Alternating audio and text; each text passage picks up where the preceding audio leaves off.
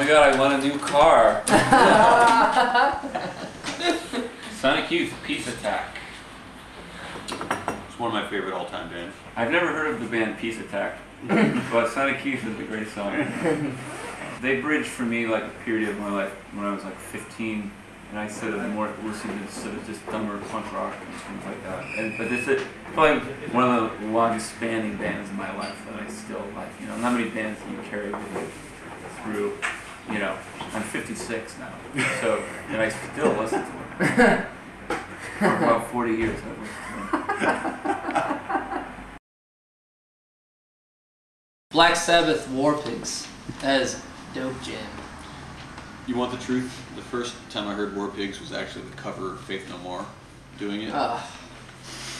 So, yeah. War Pigs, awesome.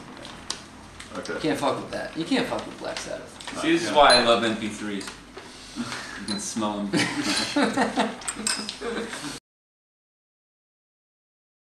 I grew up in a working class town and I was a tough guy. Was. No, look at the colors I wear now. That's not tough. No. You can do it like... Lady straight on that. Oh, good God. What is it good? I don't know, but, you know, besides the war part, Bruce Springsteen's ass on the cover of Born in the USA. Ooh. Huh? Ay, ay, ay. Yeah, I don't know what Edwin Starr's ass looks like, but I'm sure it's just as good. It's like two Dalmatians fighting in the back of his jeans.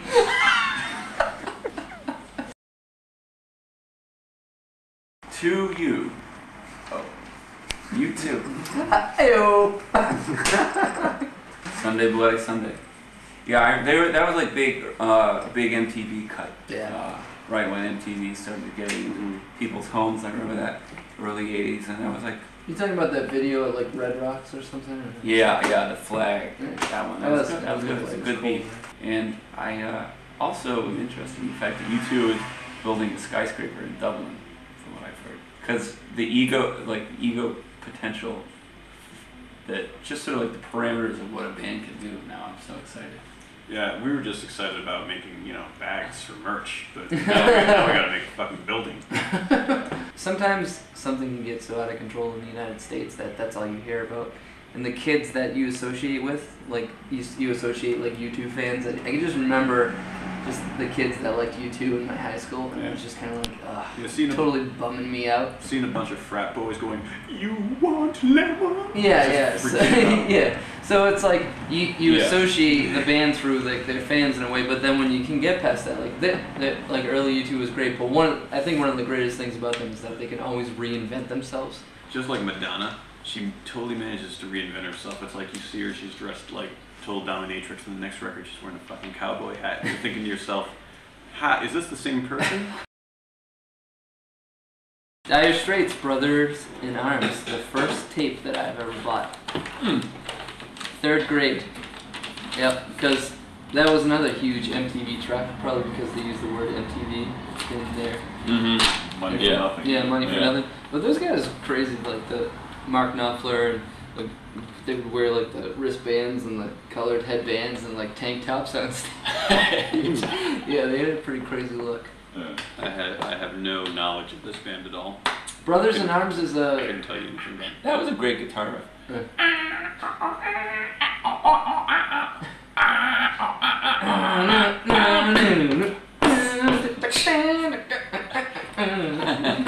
We got to move these refrigerators. Yeah. And then they had that like animation of those like really like those sorry those types of animations with the guys just like really like robotic. This was like 1984 or something. So 1984 was one of the first pre-apocalyptic years that it was such the future begins now, and everything. Sorry, Hal, you can't do that. Like everything changes from like dials to buttons, even if they were like primitive buttons. It was like still like we are embracing the future. David Lee Roth left Van Halen that year. Yeah. God among men. Jonathan Lennon, give peace a chance. He is a more, I mean, and feel free to argue me on this, but compared to Bono and Oprah and stuff, he's a real genuine kind of. I think it was the first time in history that John Lennon and Oprah. Yeah. No, but you know, he really was able to use his superstardom for genuine good, and his heart was genuinely in the right place. An interesting fact is that he lived right next door to John Cage for a little bit in the 70s in New York when Richard Nixon was the president. And Nixon was really afraid of him because he was like anti-war, kind of leading the anti-war rally. So Nixon had the FBI tap his phone, and Lennon found this out, so he used to have to go to John Cage's house to make phone calls. Pat Benatar, Love is a Battlefield. The truth. Yeah, This is the truth. another early 80s rocker. I always liked Pat Benatar. Yeah, me too. I always used to look at the record cover and think she was really hot. Yeah, I think he's great. You know, we played a concert at Next Generation Woody Guthrie at New York University a few weeks ago, which is right in the heart of Greenwich Village, which is where the folk scene in the late 50s and Dylan got his start. And but we all live in New York, but we never go to that neighborhood very much. And we were driving up, trying to find a parking space, and Dave said, "I haven't been to this neighborhood for a while." And I said, "I haven't been here since Dylan went electric." There's a funny little fact.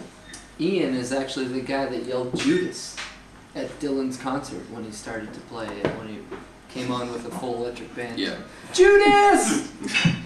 And then Dylan turned around and said, "Play it loud, boys."